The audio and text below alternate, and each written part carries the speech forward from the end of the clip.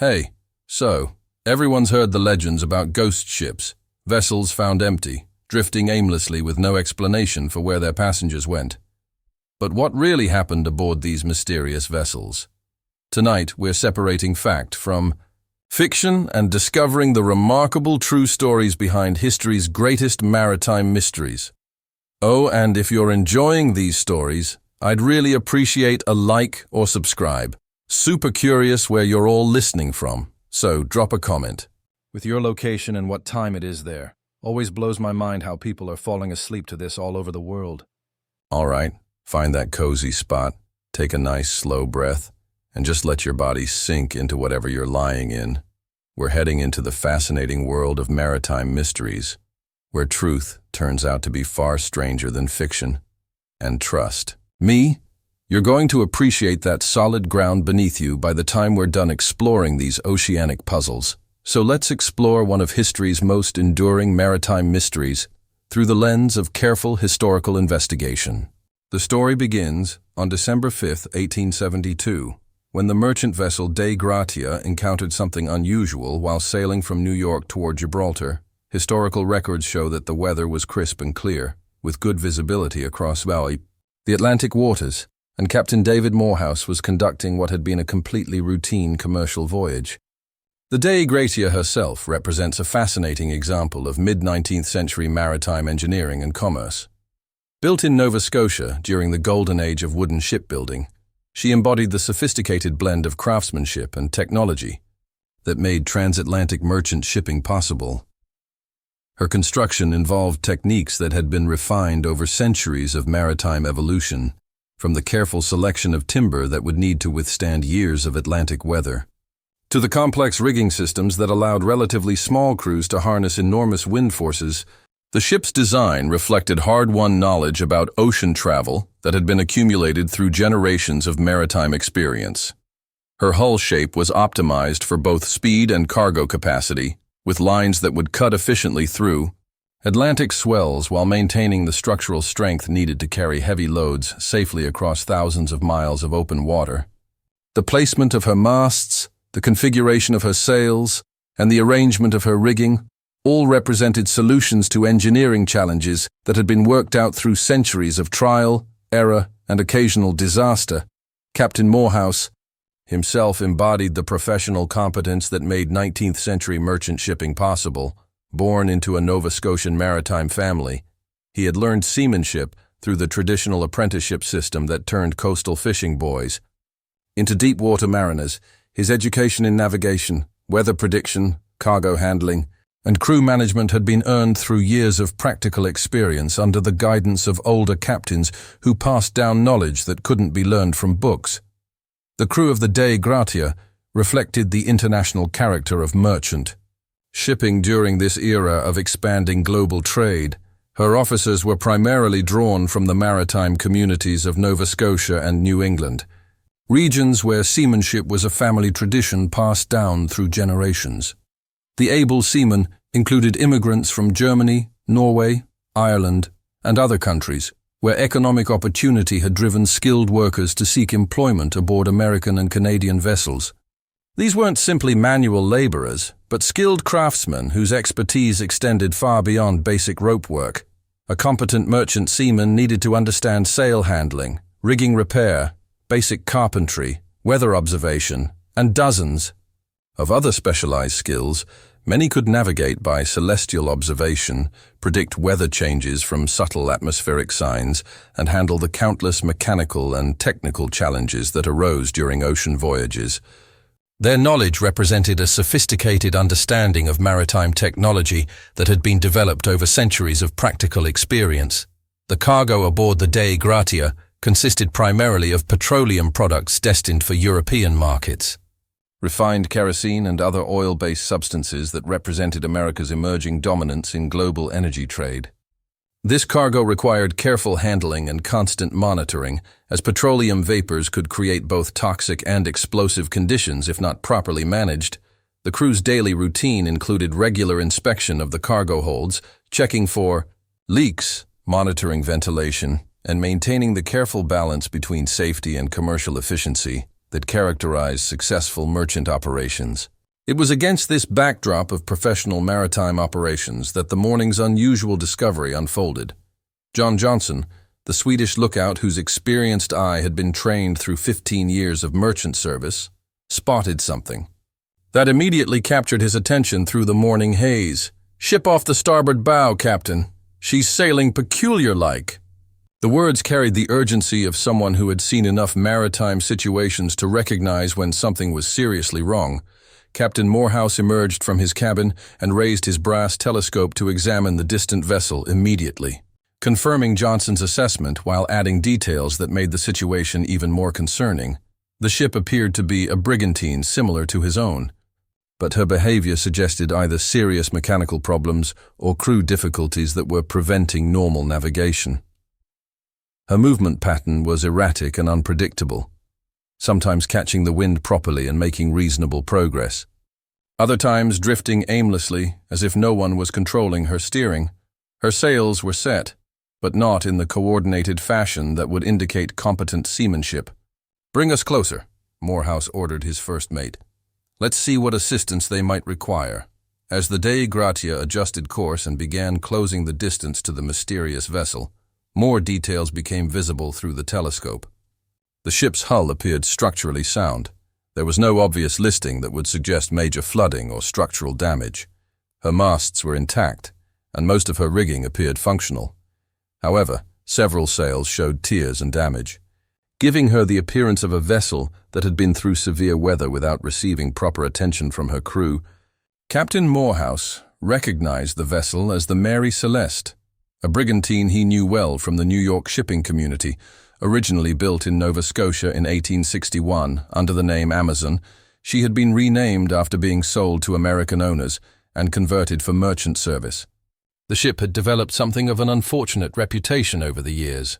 She had been through several owners, suffered a collision early in her career, and experienced a series of minor accidents that had made some mariners somewhat superstitious about serving aboard her. However, Morehouse knew her current captain, Benjamin Briggs, quite well, and Briggs was widely respected as a competent and reliable mariner. In fact, Morehouse had shared an evening with Briggs in a New York tavern just weeks earlier. Before both ships departed on their respective voyages, Briggs had been in excellent spirits during that meeting, particularly excited about this voyage because he had decided to bring his wife, Sarah, and their young daughter, Sophia, along for what he expected to be a routine commercial run to Genoa with a cargo of denatured alcohol. That reunion had been pleasant and professionally rewarding. Two experienced captains sharing stories of mutual acquaintances, discussing the challenges and opportunities of Atlantic shipping trade, and comparing notes on weather patterns, cargo handling techniques, and crew management strategies. Briggs had mentioned that he was particularly confident about his crew for this voyage, noting that they were experienced men who had sailed with him before and could be trusted to handle any emergency situations that might arise during the crossing. Now, as the Dei Gratia approached the Mary Celeste, that earlier confidence seemed misplaced. There was something fundamentally concerning about the way she was moving, and Morehouse could see no signs of normal activity on her deck.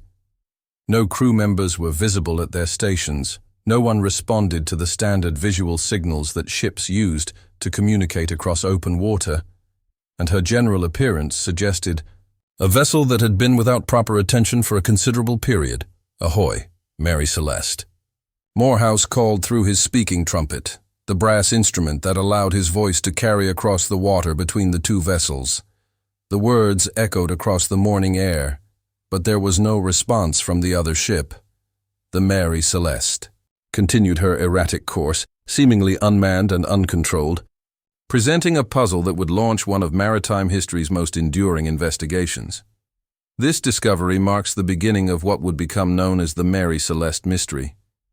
But to understand what really happened to her passengers and crew, modern investigators have had to carefully separate the dramatic legends that grew up around this case from the documented historical facts that careful research has uncovered. The legend, as it has been retold and embellished over the past 150 years, presents a picture that borders on supernatural mystery. According to these popular versions, The Mary Celeste was discovered in perfect condition, with warm meals still, waiting on the galley table, coffee still steaming in cups, and the captain's cabin arranged exactly as if the family had just stepped out for a brief moment. The cargo was supposedly completely intact. There were no signs of struggle or violence, and yet every single person aboard had vanished completely, as if they had simply dissolved into the ocean air. These dramatic details have inspired countless works of fiction, including stories by Arthur Conan Doyle and numerous other authors who took considerable creative liberties with the actual facts. The Mary Celeste has become synonymous with supernatural maritime mystery, with unexplained disappearances that seem to defy rational explanation, and with the romantic notion that the ocean holds secrets that human reason cannot penetrate. She has become the archetypal ghost ship, the vessel that supposedly proves the sea is governed by forces beyond our understanding. But here's what's fascinating about historical investigation. Legends rarely match documented facts. When we examine the actual records from the Mary Celeste investigation, including official reports, legal proceedings, and witness testimony, a very different picture emerges, one that's still mysterious and compelling, but rooted in human psychology, maritime science, and the harsh realities of 19th century sea travel rather than supernatural forces. Let's examine what Captain Morehouse and his crew actually found when they boarded the Mary Celeste on that December day in 1872. Based on the detailed records they were required to maintain for legal and insurance purposes, First Officer Oliver DeVoe led the boarding party from the Dei Gratia onto the abandoned vessel. DeVoe was a highly experienced seaman, the son of T., a Nova Scotian fishing family who had worked his way up through the merchant marine hierarchy through demonstrated skill and reliability. His responsibility was to conduct a thorough assessment of the vessel's condition, determine whether she represented a legitimate salvage opportunity, and most importantly, evaluate whether she posed any danger to vessels attempting to approach or assist her. The boarding process itself required considerable maritime expertise. In December weather conditions, with both vessels moving independently through Atlantic. Swells, transferring personnel from one ship to another, involved precise timing, physical courage, and the kind of specialized skills that only came from years of experience working on moving decks in challenging conditions. DeVoe and his men had to judge the relative motion of the two vessels, execute their transfer at precisely the right moment, and scramble aboard a ship whose exact condition and stability were unknown. What they discovered when they gained the eye. Mary Celeste's deck was a vessel that was clearly in distress, but not in the pristine condition that popular legend suggests. The ship had obviously been through severe weather conditions. Several pieces of rigging were damaged, with important structural cables parted and mechanical components displaced from their normal positions. Her sails showed significant tears and damage that suggested they had been subjected to forces well beyond what normal sailing would produce. The deck showed clear evidence of having been swept by heavy seas, with equipment scattered and normal shipboard arrangements disrupted. Most significantly from a safety standpoint, the Mary Celeste had taken on a substantial amount of water. When DeVoe descended into the cargo hold for his inspection, he found several feet of seawater accumulated around the barrels that comprised her commercial cargo. While this wasn't enough water to threaten the ship's immediate buoyancy, her structural integrity and design was still sufficient to keep her afloat. It was definitely enough to create serious concerns about her seaworthiness and the safety of anyone who might remain aboard. The cargo itself told an important part of the story that would prove crucial to understanding what had transpired. The Mary Celeste was carrying 1,701 barrels of denatured alcohol, destined for use in wine fortification operations in Italy. Denatured alcohol was ethanol that had been treated with various additives to make it unsuitable for human consumption, and therefore exempt from the heavy taxation imposed on beverage alcohol. The specific chemical formulation used in 1872 often included methanol and other substances that could create concerning atmospheric conditions when the barrels were damaged, or when the contents were heated or agitated by rough weather. Several of these barrels showed clear evidence of damage and leakage. The combination of rough weather and the ship's violent motion during storms had caused some barrels to shift position, develop cracks, or lose their stoppers. The alcohol. was mixing with the seawater that had entered the hold, creating a potentially hazardous mixture. The vapors rising from this combination would have been immediately noticeable to anyone entering the cargo area, and could reasonably have been interpreted as indicating serious danger by someone not familiar with the specific properties of denatured alcohol. The ship's lifeboat was missing, along with the navigation sextant, the chronometer used for determining longitude, and the ship's official papers, exactly the equipment and documentation that an experienced captain would prioritize taking if he were abandoning ship during an emergency. This pattern of missing items wasn't random or mysterious, but followed the logical priorities that a competent mariner would establish when preparing for evacuation. The galley showed no signs of recent meal preparation, contradicting the legend of warm food abandoned in the middle of dining. Instead, there was clear evidence that the ship had been abandoned for a considerable period. Food stores showed spoilage, patterns consistent with extended exposure to sea air and temperature fluctuations. Water supplies had become contaminated, probably by seawater that had entered through deck leaks during the severe weather that had damaged the rigging. Personal belongings throughout the ship were scattered and disarranged, but not in the orderly fashion that legend suggests. The captain's cabin showed unmistakable signs of hasty preparation for departure. Drawers had been pulled out and their contents scattered. Personal items were displaced, and clothing was distributed around the cabin as if someone had been quickly gathering. Essential possessions. Sarah Briggs's sewing kit was found open with her thimble and other small items scattered across the cabin floor, suggesting that normal domestic activities had been interrupted suddenly. Young Sophia's toys were found scattered throughout the family quarters, not arranged as if she had been playing with them recently, but displaced and distributed as if the ship had been subjected to violent motion that had thrown lightweight objects from their normal storage positions. Her small shoes were discovered under the cabin berth, where they would have slid during severe rolling or pitching motions. Most importantly, for understanding what had occurred, the ship's cargo hold contained clear evidence of the conditions. That would prove crucial to solving this maritime mystery. The leaked alcohol had created atmospheric conditions that would have been immediately apparent to anyone entering the hold. These conditions presented multiple concerns that would have been obvious to an experienced sea captain, even if he didn't understand the exact chemical and physical processes involved. But to truly understand the Mary Celeste case, we need to step back from the forensic details and consider the human story, the background, character, and experience of the people whose decisions shaped this maritime mystery. Captain Benjamin Briggs wasn't just another merchant mariner, but a man whose personal history and professional background make his actions during the crisis more understandable when viewed in proper context. Born in 1835 into a Massachusetts family with deep maritime traditions, Briggs grew up in an environment where seamanship wasn't just a career choice, but a family calling passed down through generations.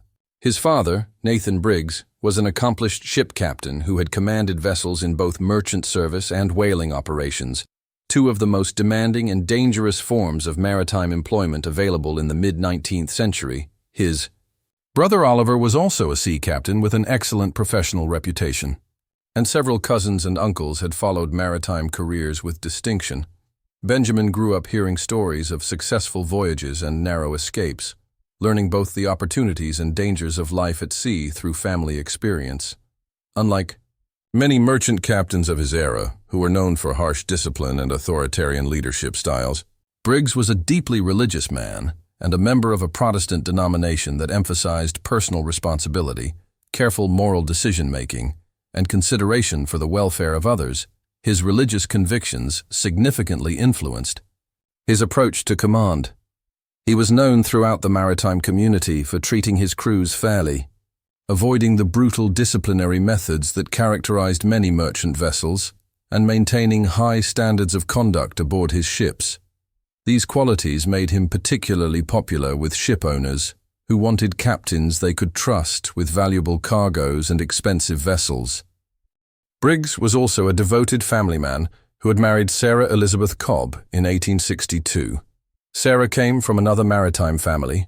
Her father was involved in the shipping business as both an investor and manager, and she understood the risks and requirements. of sea life far better than most captains' wives. Their marriage was by all accounts exceptionally happy, and Sarah had accompanied her husband on several previous voyages without incident. She was not an inexperienced landlubber who might panic during emergency situations, but a seasoned sea traveler who understood shipboard life and could be counted on to respond rationally and helpfully during crisis situations. Their daughter Sophia was 7 years old in 1872, old enough to be a delightful companion for her parents, but still young enough to require constant supervision and protection. For Briggs to bring his family on this particular voyage represented a significant decision that reflected both his confidence in the ship and crew and his desire to share the European experience with his wife and daughter. This decision also meant accepting personal responsibility not just for his ship, crew, and cargo, but for the safety and welfare of the two people he loved most in the world. The crew that Briggs had assembled for this voyage reflected his reputation for competence and fair dealing within the maritime community. His first mate, Albert Richardson, was an experienced seaman who had sailed with Briggs on previous voyages, and had proven himself capable of handling both routine operations and emergency situations with skill and reliability. The other crew members were similarly experienced professionals, men who chose to sail with Briggs because they knew he was a competent captain who would make sound decisions and bring them safely to port. For a man of Briggs's character, experience, and family responsibilities to abandon his ship, he must have become convinced that remaining aboard presented greater immediate dangers than taking to the lifeboat with his family and crew. The question that has fascinated maritime investigators for 150 years is, what specific conditions convinced him that the Mary Celeste was in mortal peril, and why did his risk assessment ultimately prove to be incorrect? To understand this decision, we need to explore the fascinating science of what happens when denatured alcohol, the cargo the Mary Celeste was carrying, begins to leak and vaporize in a confined space like a ship's hold. This requires understanding both the chemistry of the substances involved and the sensory experience that would have confronted anyone investigating unusual sounds, smells, or atmospheric conditions in the cargo area. Denatured alcohol in 1872 was created through a process that involved adding various toxic and unpalatable substances to ethanol to make it unsuitable for human consumption, while keeping it commercially viable for industrial applications. The exact chemical formulation varied by manufacturer and region, but common additives included methanol, wood alcohol, benzene, pyridine, and other chemicals that were chosen specifically for their unpleasant and potentially harmful properties. When barrels containing these substances began developing leaks, possibly due to rough weather causing them to shift and crack, or simply due to the natural expansion and contraction of wood in changing temperature and humidity conditions, the volatile components of the alcohol would have begun evaporating into the air of the cargo hold. This evaporation process would have been significantly accelerated by the motion of the ship, which would have agitated the liquid contents and increased the surface area of alcohol exposed to air. The vapors created by this evaporation process present multiple concerns that would have been immediately apparent to anyone with maritime experience, even without detailed knowledge of chemistry. First, they create atmospheric conditions that can be harmful to human health, particularly in enclosed spaces where concentrations can build up quickly. Methanol vapors in particular can cause symptoms ranging from mild discomfort to serious health issues, while even ethanol vapors in sufficient concentration can cause disorientation and respiratory difficulties. Second, these alcohol vapors are highly flammable, and in the confined space of a ship's hold, they could potentially reach concentrations that would make the entire cargo area extremely dangerous. Any source of ignition, a lantern, a pipe being smoked by a crew member, or even static electricity generated by clothing rubbing against wood, could potentially trigger a fire or explosion that would threaten the entire vessel. Third, and perhaps most importantly for understanding Captain Briggs's decision-making process, these vapors create sensory conditions that strongly suggest ongoing deterioration and increasing danger. The smell of alcohol, mixed with other chemicals, would have been immediately noticeable and alarming to anyone familiar with cargo operations. The sound of liquid moving around in damaged barrels, combined with the distinctive odor of evaporating alcohol, would have created a sensory experience that suggested imminent catastrophe to anyone not familiar with the specific properties and behavior of denatured alcohol. Historical reconstruction suggests that Captain Briggs, during a routine inspection of his cargo hold to assess storm damage, encountered atmospheric conditions that appeared to indicate immediate and serious danger to his ship and everyone aboard. The hold would have been dimly lit by whatever portable lantern he carried, with shadows moving across the rows of barrels that represented both his cargo and his economic livelihood. The air would have been thick with the distinctive, somewhat nauseating smell of alcohol vapors mixed with the medicinal odor of the various denaturing chemicals. Some barrels would have been visibly leaking, with dark stains spreading across the wooden deck planking and liquid accumulating in the lower areas of the hold as the ship continued to roll and pitch. The combination of visual evidence of cargo damage, the strong chemical odors, and the obvious fire danger would have created a situation that appeared to require immediate action to protect his family and crew. To a 19th century mariner, this scene would have strongly suggested the potential for disaster. The alcohol vapors would have made breathing uncomfortable and thinking somewhat difficult. The flammable nature of the atmosphere would have been obvious from the smell and from Briggs's general knowledge of alcohol's combustible properties. The continuing deterioration of the cargo, with the possibility of additional barrels developing leaks as the ship continued to move through rough seas, would have suggested that the situation was likely to become worse rather than better over time. Under these circumstances, the decision to abandon ship would have seemed not just reasonable but necessary from a responsible captain's perspective. Briggs had his wife and young daughter to protect, representing his most important personal responsibilities. He had crew members whose safety was his professional and moral obligation.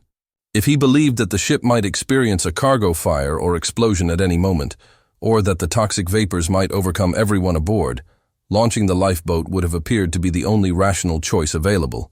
This decision becomes even more understandable when we consider the severe limitations of maritime communication and rescue capabilities in 1872. Unlike modern ships, which carry sophisticated radio equipment and can summon assistance from hundreds of miles away, the Mary Celeste had no way to communicate with other vessels except through visual signals that were effective only over short distances. If Briggs believed his ship was facing immediate catastrophe, he couldn't request that rescue ships stand by to assist. His only option was to remove his family and crew from the apparent danger and hope that they could survive in the lifeboat until another vessel found them, or until they could reach land. The lifeboat itself was probably a well-constructed and seaworthy craft. Ships' lifeboats during this era were designed and built to be capable of carrying survivors to safety during emergencies.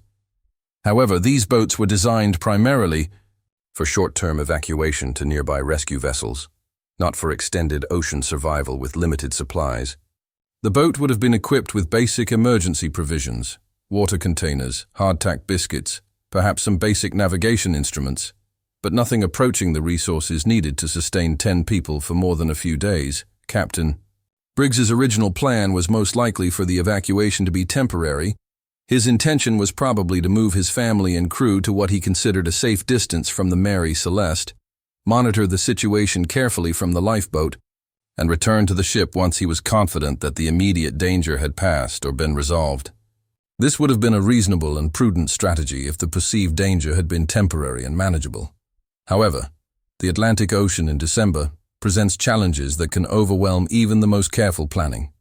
And once the lifeboat was launched, a series of factors beyond Briggs's control would have made it increasingly difficult and eventually impossible to carry out his original plan. First, the weather conditions that had already damaged the Mary Celeste's rigging and caused the cargo barrels to leak would have made operating a small boat extremely challenging. December storms in the North Atlantic are legendary for their violence, unpredictability, and rapid changes from manageable to dangerous conditions. Wave patterns that are uncomfortable but manageable for a large ship can become overwhelming for a small boat. Wind conditions that simply require sail adjustments on a brigantine can create impossible steering challenges or even capsizing dangers for a heavily loaded lifeboat. Second, the Mary Celeste herself. despite the damage and flooding that had prompted the abandonment, was actually more seaworthy than Captain Briggs had realized in his emergency assessment. Her hull remained structurally sound. Her buoyancy was more than sufficient to keep her afloat despite the water she had taken. And her basic structural integrity was adequate to withstand the stresses she was experiencing. The alcohol vapors, while creating genuinely concerning conditions, were not actually producing the immediate risk of explosion or toxic exposure that Briggs had reasonably feared. The ship continued to drift and sail, damaged but fundamentally functional, while the lifeboat faced challenges that would have become apparent only after it was too late to return safely. The tragedy that most likely followed represents a scenario that has been repeated far too many times in maritime history, and one that modern maritime safety research has studied extensively to help prevent similar occurrences. The lifeboat, designed and equipped for emergency evacuation rather than extended ocean survival, was gradually overwhelmed by environmental conditions that were challenging but manageable for the larger ship. With 10 people aboard, including a woman and a 7-year-old child, the boat would have been crowded and difficult to manage in rough seas. The weight distribution and stability characteristics that worked well for a partially loaded boat would have been compromised by the number of people and the amount of emergency supplies they were carrying. Any attempt to return to the Mary Celeste would have been extremely dangerous in deteriorating weather conditions, requiring seamanship skills and favorable conditions that may not have been available once the evacuation was underway. The Mary Celeste would have been drifting away from the lifeboat's position, making it increasingly difficult to intercept her course or to approach her safely. Getting everyone back aboard from a small boat in rough seas would have required precise coordination and calm weather conditions that were probably not available as the situation developed. What most likely happened next represents one of the most tragic aspects of maritime disasters: the gradual overwhelming of human endurance by environmental conditions that push survival capabilities beyond their limits. The lifeboat, intended for short-term emergency use, faced the persistent challenges of cold weather, rough seas, and the complex physical and psychological demands of keeping 10 people alive and functional in a small open boat. The North Atlantic in December presents survival challenges that can defeat even experienced mariners with proper equipment. Water temperatures approach freezing levels. Weather conditions can change from manageable to life-threatening within hours, and the persistent stress of managing a small boat in rough seas creates a level of physical and mental exhaustion that can compromise decision-making and survival capabilities, even when no single factor represents an immediate threat. Modern maritime safety research has provided extensive insights into how these scenarios develop and what factors determine survival outcomes. The 10 people aboard the Mary Celeste's lifeboat, Captain Briggs, his wife Sarah, daughter Sophia, and 7 experienced crew members, faced challenges that would have tested the limits of human endurance and seamanship skills, even under the best possible circumstances. Their fate, while tragic, was not mysterious or supernatural, but the result of a series of reasonable decisions and unforeseeable circumstances that combined to create an outcome that no one could have predicted or prevented with the knowledge and resources available in 1872. The Mary Celeste, meanwhile, continued her solitary voyage across the Atlantic. The alcohol vapors that had prompted the abandonment gradually dissipated as the damaged barrels continued to leak and the volatile components evaporated into the open air above deck. The ship's motion, which had initially agitated the cargo and made the situation appear more dangerous than it actually was, gradually settled into a pattern determined by ocean currents, wind patterns, and the basic principles of naval architecture and fluid dynamics. For 9 days after the abandonment, the Mary Celeste wandered the Atlantic as a genuine ghost ship, not haunted by supernatural forces or mysterious entities, but marked by the absence of the 10 people who should have been aboard to guide her safely to port. Her damaged rigging still allowed her to catch enough wind to make some progress, while her fundamentally sound hull kept her afloat and stable, despite the water she had taken on during the storms that had initiated the crisis. When the Dei Gratia discovered her, she was still sufficiently seaworthy to be sailed to Gibraltar under emergency conditions. where she was eventually restored to full service and continued carrying commercial cargo for more than a decade. Her survival and continued operation after the crisis demonstrates that Captain Briggs's assessment of immediate danger, while understandable, given the information available to him, was ultimately more pessimistic than the actual conditions warranted. This explanation for the Mary Celeste mystery, based on careful analysis of physical evidence, understanding of maritime science and technology, and detailed knowledge of human psychology under stress, may lack the supernatural drama of the popular legend, but it provides insights into the real challenges and tragedies of 19th century maritime life that are far more meaningful than fictional mysteries. The case demonstrates how reasonable people making rational decisions based on the best information available can still face tragic outcomes due to factors beyond their control or prediction. It illustrates the complex relationship between human judgment, technological limitations, and environmental forces that continues to influence maritime safety today. Most importantly, it honors the memory of the 10 people who were lost, not to mysterious supernatural forces, but to the very real and human challenges of survival at sea. But the Mary Celeste represents just one example of the ghost ship phenomenon that has occurred throughout maritime history. Over the centuries, dozens of vessels have been found abandoned or drifting without their crews, and each case has spawned its own collection of legends and supernatural theories. Yet, when these cases are investigated carefully and systematically, most reveal similarly rational explanations rooted in the harsh realities and complex challenges of life at sea.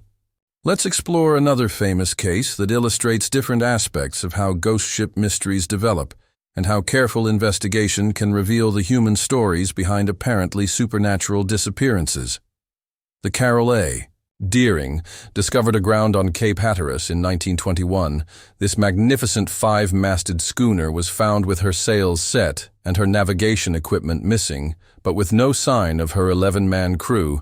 The case became a major sensation in the American press, generating theories that ranged from piracy and communist agents to rum runners and supernatural intervention. The Carroll A. Deering case demonstrates how social and political tensions can create conditions that lead to maritime mysteries, and how careful investigation can reveal human motivations behind apparently inexplicable events. The legend of the Carroll A. Deering, like that of the Mary Celeste, follows the familiar pattern of maritime mysteries being transformed into supernatural stories. According to the dramatic retellings that appeared in newspapers and popular magazines, she was discovered in perfect condition with meals recently prepared in the galley, personal belongings undisturbed in crew quarters, and no signs of struggle, violence, or emergency evacuation. The crew had supposedly vanished completely, leaving behind a mystery that seemed to defy rational explanation and suggested that supernatural forces had intervened in human affairs. But the reality of the Carroll A. Deering case, as documented by Coast Guard investigators, maritime attorneys, and insurance company representatives who handled the subsequent legal proceedings, reveals a far more complex and ultimately more fascinating story about human nature, social change, and the economic pressures that shaped maritime employment in the early 1920s. The Carroll A. Deering was built in 1919 as part of the massive expansion of American merchant shipping that followed World War I.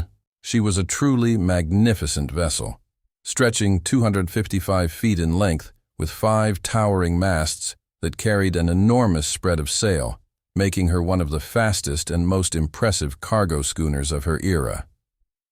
Her construction represented the absolute pinnacle of sailing ship technology, incorporating lessons learned from centuries of maritime evolution and utilizing materials and techniques that represented the finest capabilities available to American shipbuilders.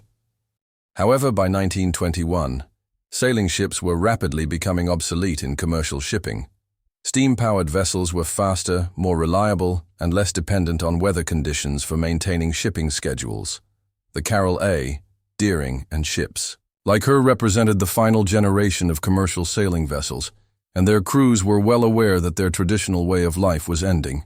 This awareness created social tensions and employment insecurities that would prove crucial to understanding what happened during her final voyage. The ship was engaged in carrying a cargo of coal from Norfolk, Virginia, to Rio de Janeiro, Brazil, and return, a routine commercial run for vessels of her type, but one that would take her through waters that were becoming increasingly dangerous due to political upheaval, economic instability, and general lawlessness in many parts of the Caribbean and South America. The early 1920s were a time of revolution, civil war, and widespread piracy in many parts of the region, making merchant shipping a significantly more hazardous occupation than it had been in previous decades. More importantly, for understanding the Carroll A. Deering mystery, this particular voyage was marked by serious and escalating tensions between Captain Willis Wormel and his first mate, Charles McClellan. These personal conflicts reflected broader social changes and generational differences that were affecting maritime employment and shipboard authority structures throughout the merchant marine industry. Captain Wormel was a representative of the old-school maritime tradition, a man who had learned seamanship in an era when ship captains exercised almost absolute authority over their crews and expected unquestioning obedience to their orders. He represented the authoritarian tradition of merchant shipping, where discipline was maintained through strict hierarchy, clear chains of command, and the understanding that a captain's word was final in all matters affecting the ship and her operations. McClellan, on the other hand, was a member of a younger generation whose attitudes had been significantly influenced by the social changes that followed World War I. He had served in the merchant marine during the conflict, where he had been exposed to different ideas about workers' rights, democratic decision-making, and the proper limits of traditional authority structures. He represented a new generation of mariners who were less willing to accept arbitrary authority and more inclined to challenge decisions they considered unfair, unreasonable, or professionally questionable. The conflict between these two men escalated during the voyage to Brazil, when McClellan began openly challenging Wormel's navigation decisions and criticizing his handling of crew management issues. During their time in port in Rio de Janeiro, McClellan reportedly told other American mariners that he intended to get Captain Wormel before the voyage ended, a threat that would have been considered openly mutinous under traditional maritime law and customs. The return voyage from Brazil was marked by continuing tensions that gradually drew other crew members into the conflict, creating factions that were barely maintaining the appearance of normal cooperation. Some crew members supported McClellan's challenges to the captain's authority, while others remained loyal to traditional concepts of shipboard discipline and command structure. By the time the Carroll A.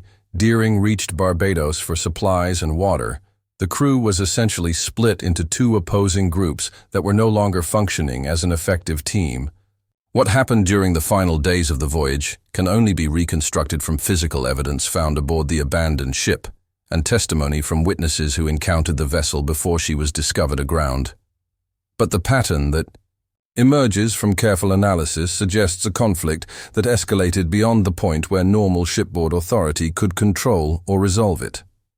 The Carroll A. Deering was last seen under normal circumstances by the Cape Lookout lightship on January 29, 1921, sailing north toward Cape Hatteras with all sails properly set and apparently making good time toward her destination.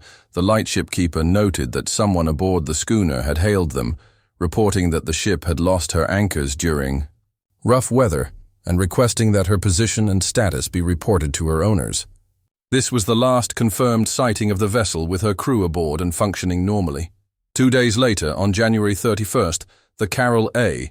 Deering was discovered hard aground on Diamond Shoals, one of the most dangerous and well-known hazardous areas off Cape Hatteras. She had been driven onto the shoals under full sail, suggesting that whoever was controlling the ship had either been attempting to wreck her deliberately or had completely lost control of her navigation in difficult weather conditions.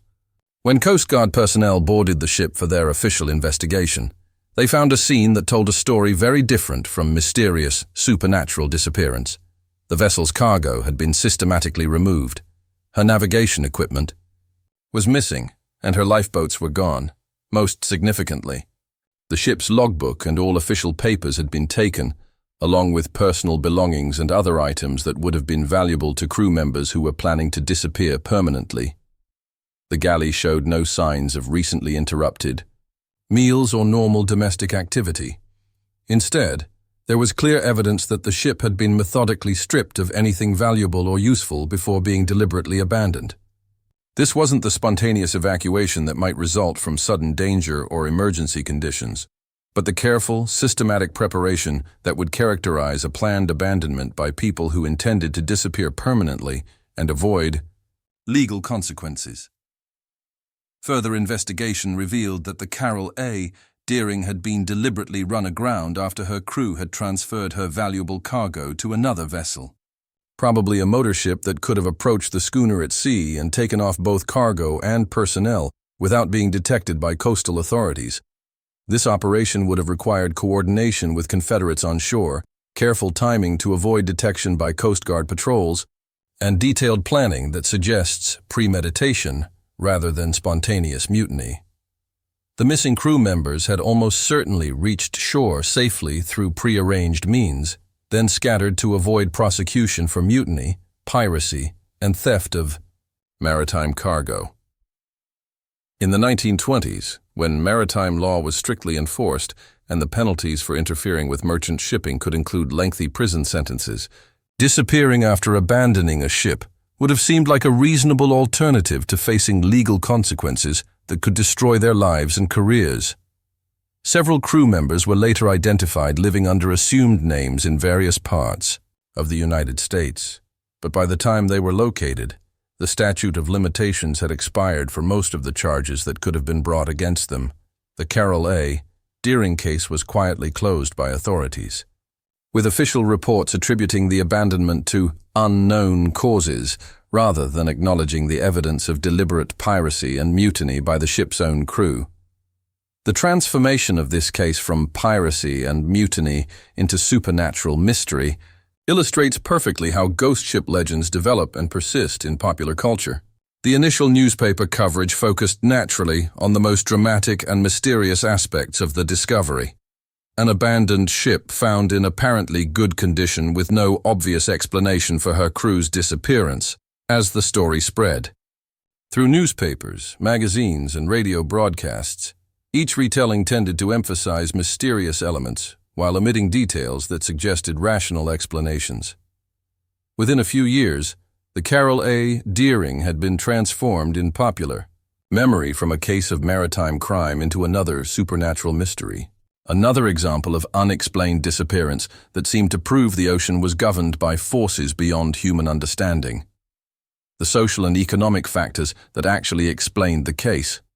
The conflict between traditional maritime authority and changing social attitudes, the economic pressures that made piracy attractive to desperate men, and the limitations of law enforcement in remote ocean areas were gradually forgotten in favor of more dramatic but less accurate explanations.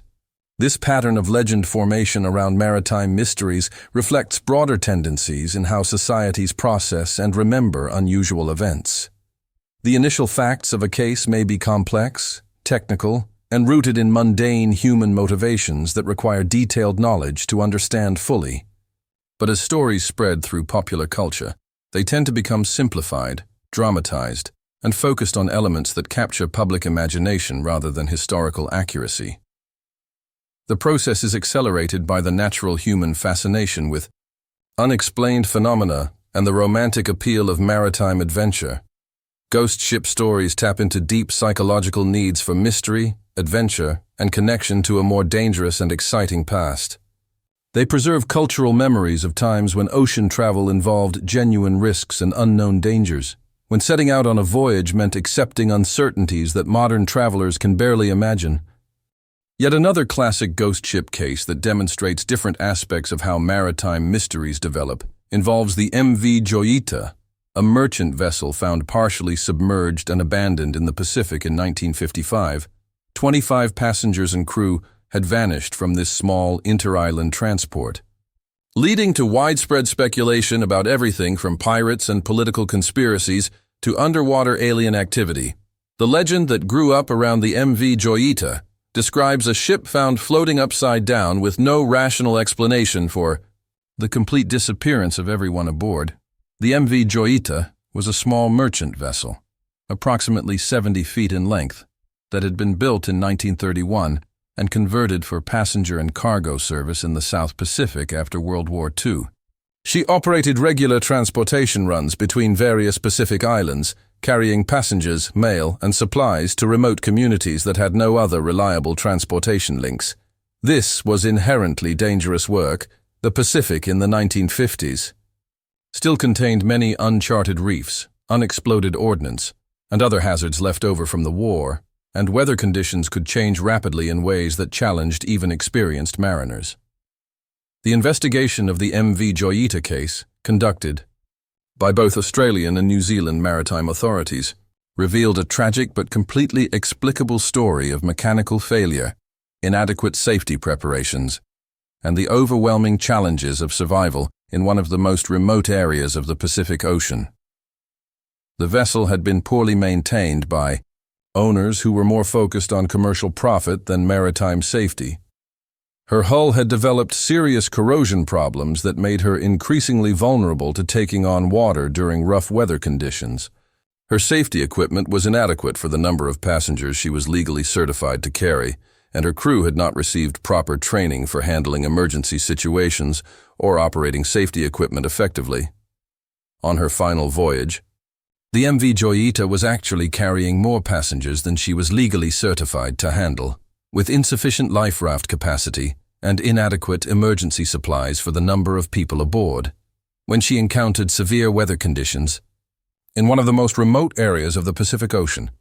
The structural problems that had been ignored during previous safety inspections finally resulted in catastrophic flooding that made the vessel impossible to control or keep afloat. The captain attempted to beach the ship on a nearby reef to give passengers and crew the best possible chance of survival, but the vessel broke apart in the surf before everyone could reach safety. Some passengers and crew members managed to reach temporary safety on pieces of wreckage or makeshift rafts, but they were hundreds of miles from the nearest inhabited land, and search and rescue capabilities in 1955 were extremely primitive. Compared to modern standards, the survivors faced challenges that would have tested the limits of human endurance even under the best possible circumstances. They were dealing with exposure to sun and salt water, limited fresh water supplies, inadequate food, and the psychological stress of being stranded in the open ocean with little hope of rescue. Their fate was not mysterious or supernatural. It was the predictable result of putting too many people on an unseaworthy vessel and operating it in dangerous conditions without adequate safety precautions or emergency planning.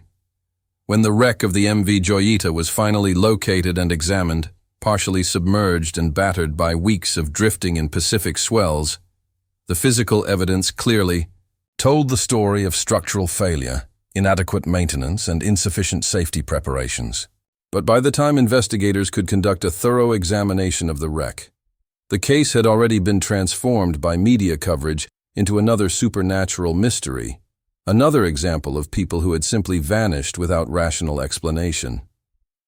These three cases, the Mary Celeste, the Carroll A, Deering, and the MV Joyita, demonstrate a consistent pattern that reveals more about human psychology, media dynamics, and social needs than about supernatural forces or unexplained phenomena.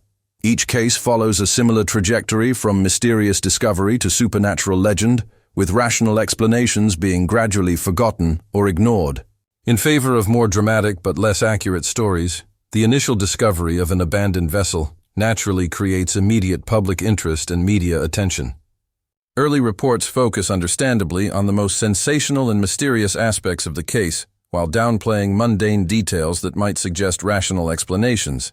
As stories spread through newspapers, magazines, radio, and television, each retelling tends to emphasize dramatic elements while omitting information that points toward natural causes.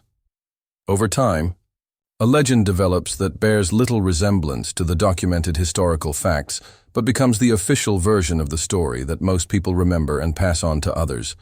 The Carroll A, Deering becomes a ship whose crew vanished mysteriously, rather than a vessel that was deliberately abandoned by mutinous crew members engaged in piracy. The MV Joyita becomes an inexplicable disappearance rather than the predictable result of operating an unseaworthy vessel with inadequate safety equipment in dangerous conditions. This process of legend formation is accelerated by the romantic appeal of maritime mysteries and the deep-seated human fascination with unexplained disappearances that seem to challenge our understanding of the world. The ocean represents the unknown, the uncontrollable, and the limits of human power over the natural environment. When ships, these symbols of human technology and mastery over natural forces, are found empty and drifting, it challenges our confidence that we understand and control our environment effectively.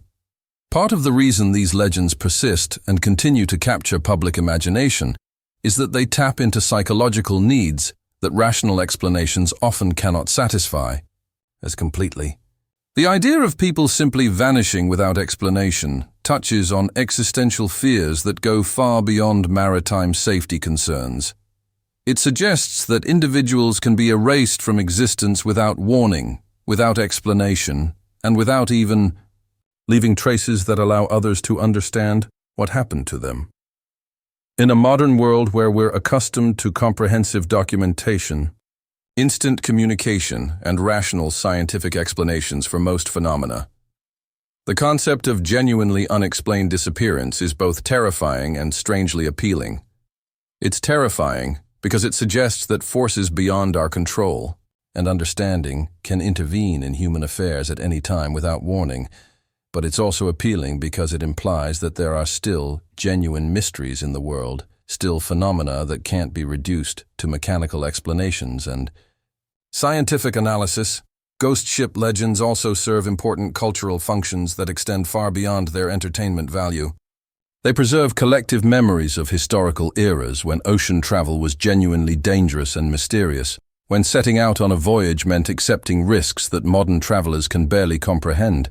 These stories connect us to our maritime heritage and remind us of the extraordinary courage that was required to explore unknown waters in vessels that were primitive by modern technological standards. But perhaps most importantly, from a practical standpoint, ghost ship investigations have contributed to genuine and significant improvements in maritime safety, emergency procedures, and our scientific understanding of human behavior under extreme stress. The careful, systematic analysis of abandoned vessels has led to advances in ship design, safety equipment, cargo handling procedures, and crew training that have prevented countless future tragedies. The Mary Celeste case, for example, led to much better understanding of how chemical cargoes can create unexpected atmospheric hazards, resulting in improved ventilation systems, vapor detection equipment, and specialized safety protocols for ships carrying potentially dangerous substances. Modern vessels carrying alcohol, petroleum products, or other volatile cargoes are equipped with sophisticated monitoring systems, emergency ventilation procedures, and specialized training programs for crew members that help prevent the kind of misunderstanding that probably led to the Mary Celeste's tragic abandonment. The Carroll A. Deering investigation contributed to significant reforms in maritime labor, law, shipping company oversight, and crew management procedures that reduced tensions between officers and crew members. Modern merchant vessels operate under comprehensive international regulations that provide better protection for crew members' rights while maintaining necessary discipline and safety standards. The social tensions and economic pressures that led to the Carroll A. Deering mutiny are much less likely to develop on modern ships, where crew members have legal protections, established dispute resolution procedures, and access to union representation. The MV Joyita case led to much stricter safety inspections for passenger vessels, better enforcement of capacity limitations, and improved training requirements for crews operating in remote areas. Modern ships carrying passengers in isolated regions must meet stringent international safety standards, carry sophisticated emergency equipment, and have crews trained in advanced emergency procedures. The regulatory framework that governs passenger shipping today was largely developed in response to tragedies like the MV Joyita and similar cases. In this important sense, ghost ship mysteries have served valuable purposes that extend far beyond their entertainment and cultural significance. By forcing investigators to understand exactly what went wrong in these cases, the tragedies that created the mysteries have contributed to making sea travel significantly safer for everyone. The lives lost aboard historical ghost ships have been honored through improvements in maritime safety technology and procedures that continue to protect travelers today. Modern shipping operations still face potential hazards that could theoretically create scenarios similar to historical ghost ship cases, though advanced communication and tracking systems make it much less likely that vessels will remain missing without explanation for extended periods. Piracy in certain regions of the world can still result in crews being killed or kidnapped while their vessels are left to drift unmanned. Catastrophic mechanical failures can disable ships in remote areas where rescue operations are difficult or impossible. Extreme weather events can create conditions that force crews to abandon ship, even when the vessel itself remains technically afloat. The crucial difference between modern incidents and historical ghost ship cases is that contemporary communication systems, including satellite phones, emergency position indicating radio beacons, GPS tracking, and international maritime monitoring networks, make it much more likely that authorities will know when and where a ship was abandoned. Even if the ultimate fate of the crew remains unknown for some time, the age of truly mysterious ghost ships, vessels that appear from nowhere with no explanation of where their crews went or why they disappeared, has largely ended thanks to technological advances in communication and navigation, yet the ocean remains vast and dangerous enough that ships can still disappear completely under certain circumstances. Taking their stories with them to the ocean floor, the MV Stellar Daisy, a South Korean cargo ship that sank in the South Atlantic in 2017, sent only a brief distress call before vanishing with 22 crew members, despite extensive international search efforts using the most advanced technology available. Investigators have never determined exactly what caused the sinking or recovered the vessel for detailed examination. The El Faro, an American cargo ship that was lost during Hurricane Joaquin in 2015, illustrates how even modern vessels with sophisticated communication systems and emergency equipment can be overwhelmed by natural forces that exceed their design capabilities. The ship's voyage data recorder was eventually recovered from the ocean floor, providing investigators with detailed information about the vessel's final hours and the decisions that led to the tragedy. But despite this unprecedented technological capability to understand what happened, 33 experienced crew members were lost, and the investigation revealed that human decision-making under extreme stress remains as challenging and unpredictable. Today, as it was in the era of sailing ships, these modern cases serve as important reminders that while technology has dramatically reduced the likelihood of unexplained disappearances, it has not eliminated the fundamental dangers and challenges of ocean travel. Ships remain vulnerable to structural failure, extreme weather conditions, human error, and the countless ways that complex systems can fail when stressed beyond their original design limits. The ocean continues to present challenges that can humble even the most advanced human technology. The legacy of historical ghost ship cases continues to influence how both media and the general public think about modern maritime incidents. When ships disappear without immediate explanation, news coverage often draws parallels to famous historical mysteries, perpetuating the idea that the ocean harbors supernatural forces that can make people and vessels simply vanish without rational cause. But the most important lesson that can be drawn from careful investigation of ghost ship cases is that patient, systematic, scientific analysis can usually explain even the most mysterious maritime disappearances. The key to solving these puzzles lies in distinguishing between cases where sufficient evidence exists but hasn't been properly interpreted or analyzed, and cases where genuine lack of information makes definitive explanation impossible. The Mary Celeste mystery was ultimately solved not through dramatic revelation or supernatural intervention, but through painstaking analysis of cargo manifests, weather records, maritime technology capabilities, and detailed understanding of human psychology under stress. The Carroll A. Deering case was resolved by carefully examining labor conditions, criminal law precedents, and the social pressures that could drive ordinary crew members to extraordinary actions. The MV Joyita investigation required expertise in naval architecture, Pacific Ocean current patterns, and 1950s search and rescue capabilities. Each case required investigators to become experts in multiple fields simultaneously, developing comprehensive understanding not just of what happened to the ships themselves, but of the social, technological, and environmental factors that created the conditions leading to abandonment. This interdisciplinary approach to maritime forensics has become a model for investigating modern disappearances and has contributed to advances in fields ranging from accident investigation to disaster psychology. The human stories at the heart of ghost ship cases also provide valuable insights into how people behave under extreme stress, how families and communities cope with uncertainty and ambiguous loss, and how societies process tragedies that seem to defy easy explanation. The families of those lost aboard the Mary Celeste waited for years for news that never came, holding on to hope long after rational analysis suggested their loved ones were gone forever. These experiences of prolonged uncertainty and ambiguous loss have informed modern understanding of how to support families of missing persons and how to provide appropriate psychological services to communities affected by unexplained disappearances. The ghost ship cases of the past have contributed to the development of better support systems and counseling approaches for the families of those lost in modern maritime tragedies. The investigation techniques and analytical methods developed to solve ghost ship mysteries have also contributed to significant advances in other fields beyond maritime safety.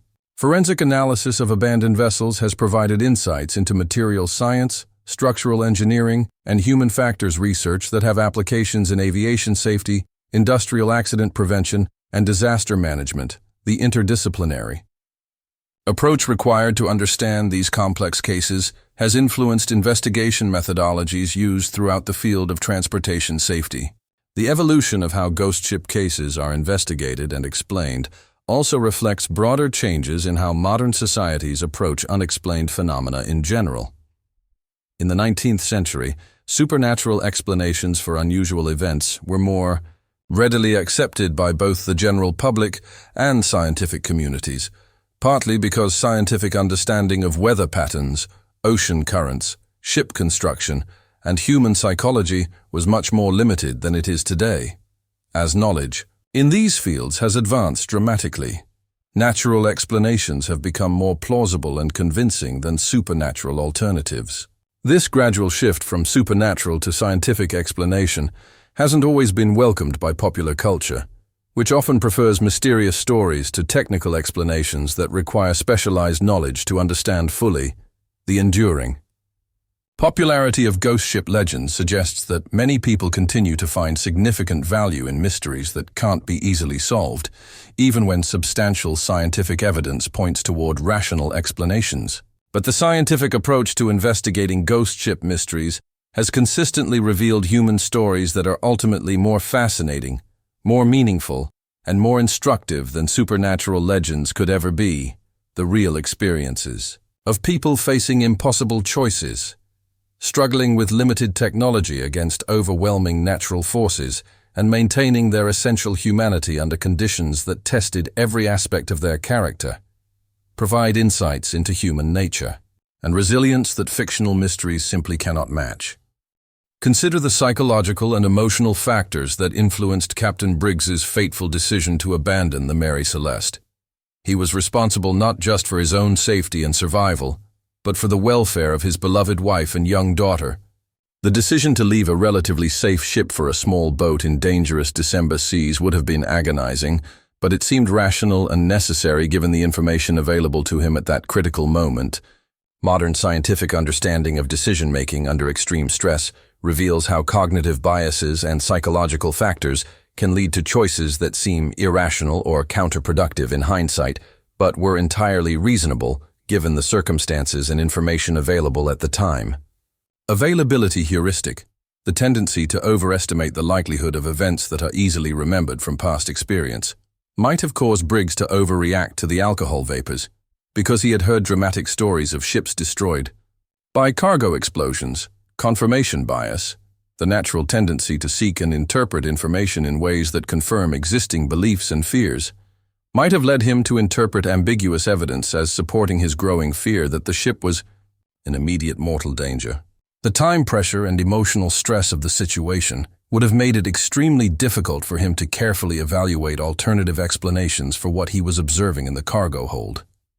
The Mary Celeste case demonstrates perfectly how even highly experienced professionals can make tragic mistakes when forced to make life or death decisions with incomplete information under severe time pressure and emotional stress. This understanding has contributed to improved training programs for ship officers, better emergency communication procedures, and technological systems that provide access to expert advice during crisis situations. Modern ship captains facing similar emergency situations have access to satellite communication systems that allow them to consult immediately with shore-based experts. Specialized weather routing services that provide detailed forecasts and recommendations, and cargo specialists who can provide authoritative advice about the properties and hazards of dangerous substances. These technological advances help reduce the likelihood that misunderstandings or incomplete information will lead to unnecessary abandonments. But technology alone cannot eliminate the human factors that contributed to historical ghost ship tragedies.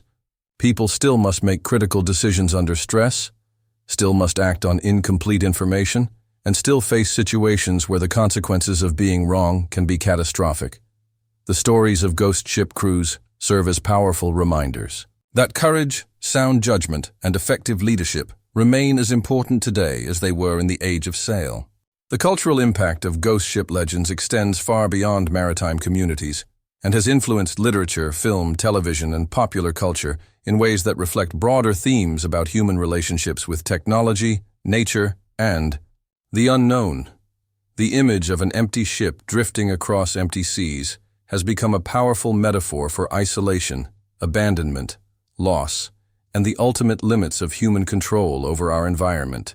Authors ranging from Edgar Allan Poe to modern science fiction writers have used ghost ship imagery to explore fundamental themes of fate, destiny, human ambition, and the relationship between human technology and natural forces. The Flying Dutchman legend, while not based on any specific historical case, reflects many of the same psychological needs and cultural functions that real ghost ship stories serve. The desire for mystery and wonder in an increasingly explained and rational world, the acknowledgement of forces beyond human control, and the romantic appeal of maritime adventure and exploration. Film and television have similarly drawn extensively on ghost ship imagery and themes.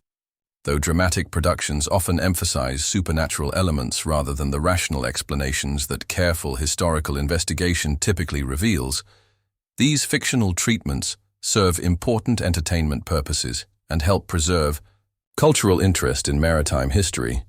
But they sometimes perpetuate misconceptions about real cases and make it more difficult for people to appreciate the genuine human drama and scientific insights that ghost ship investigations provide. The persistence of supernatural explanations for ghost ship cases also reflects broader patterns in how modern societies process technological anxiety and uncertainty. Ships represent some of humanity's most complex and expensive technologies, designed to operate safely and effectively in environments that remain fundamentally hostile to human life. When these technological marvels fail catastrophically or are mysteriously abandoned, it suggests that human mastery over the natural world may be more limited and fragile than we prefer to believe. In the 19th and early 20th centuries, when many of the most famous ghost ship cases occurred, maritime technology was advancing rapidly, but remained relatively primitive by modern standards. Radio communication was limited, or completely non-existent, weather forecasting was crude and unreliable, and rescue capabilities were minimal once. Ships moved beyond sight of land. Under these conditions, vessels could genuinely disappear without explanation.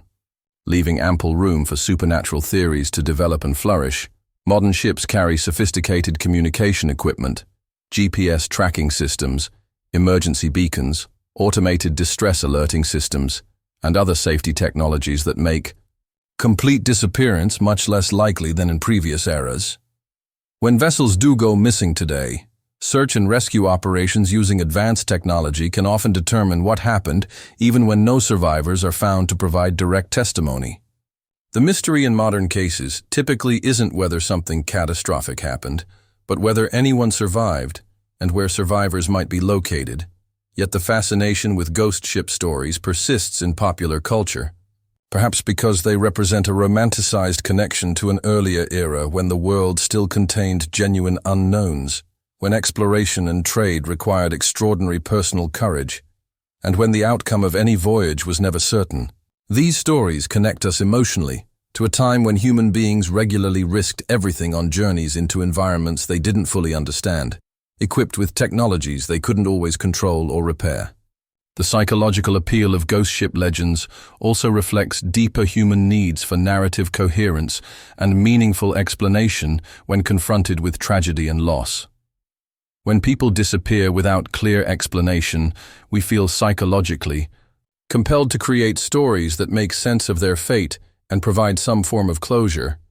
Supernatural explanations often provide a kind of narrative satisfaction that purely technical explanations may lack.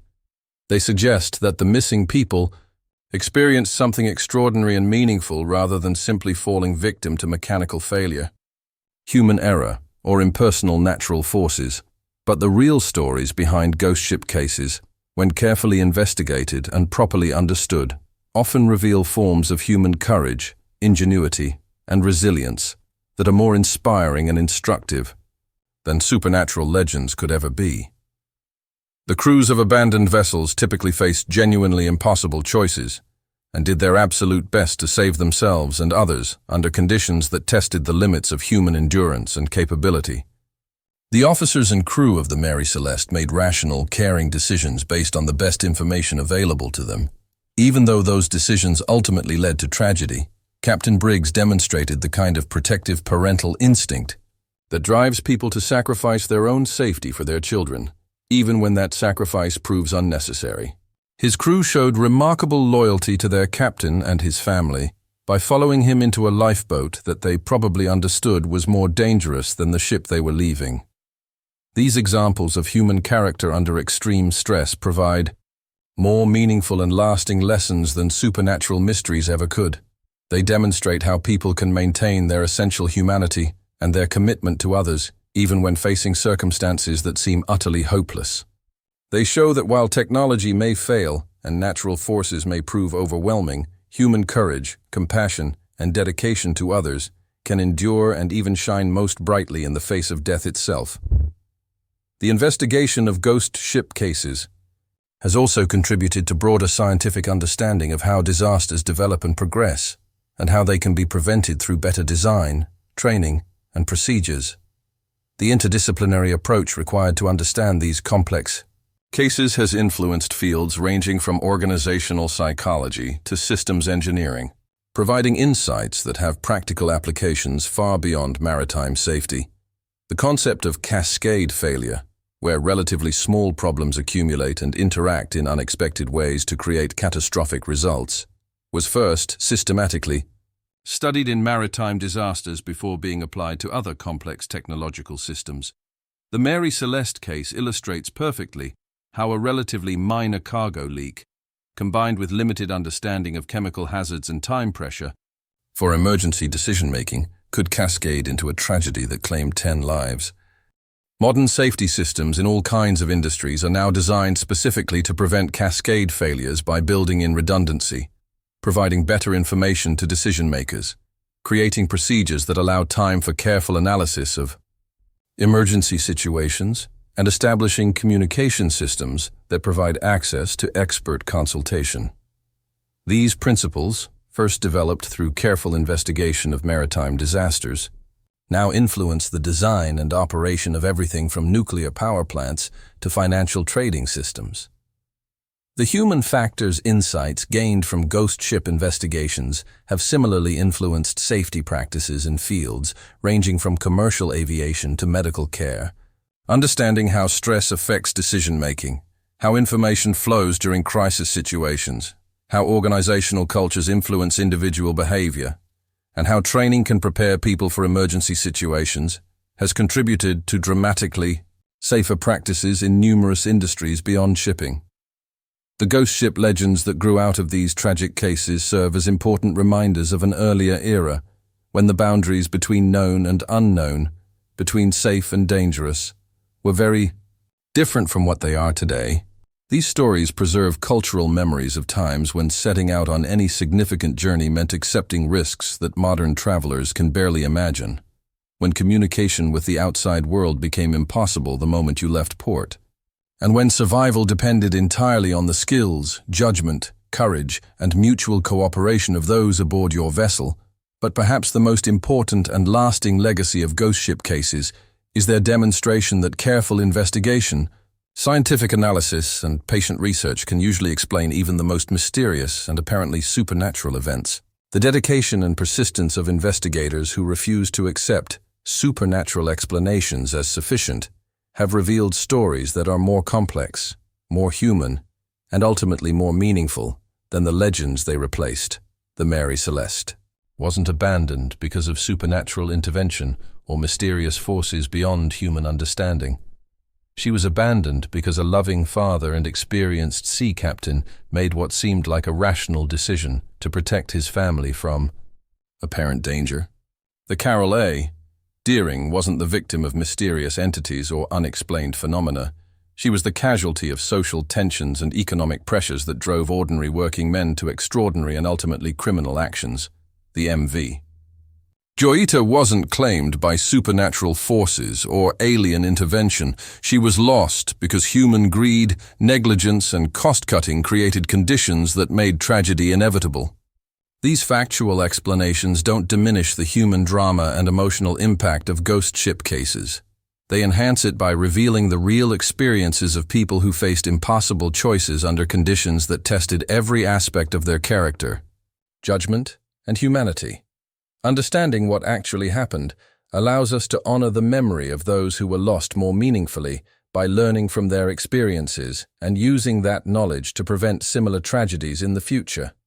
As you settle into your comfortable bed tonight, safe from the dangers and uncertainties that claimed the crews of historical ghost ships, you can appreciate both the romantic appeal of maritime mystery and the deep satisfaction that comes from scientific understanding and rational explanation.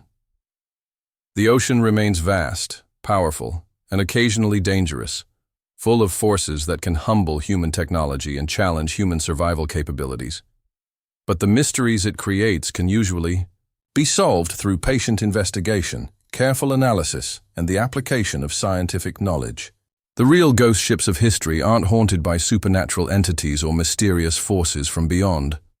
They're haunted by the memories of real people who faced impossible choices and did their absolute best under circumstances that tested every aspect of human courage, ingenuity, and determination. Their stories deserve to be remembered accurately, not as supernatural legends, but as genuinely human experiences that continue to provide insights into how people behave when pushed to the absolute limits of endurance, hope, and mutual loyalty. The waves that claimed these vessels continue to roll across the same oceans where modern ships now travel with GPS navigation, satellite communication, and rescue systems that would have seemed miraculous to 19th century mariners. Yet the fundamental challenges remain essentially unchanged.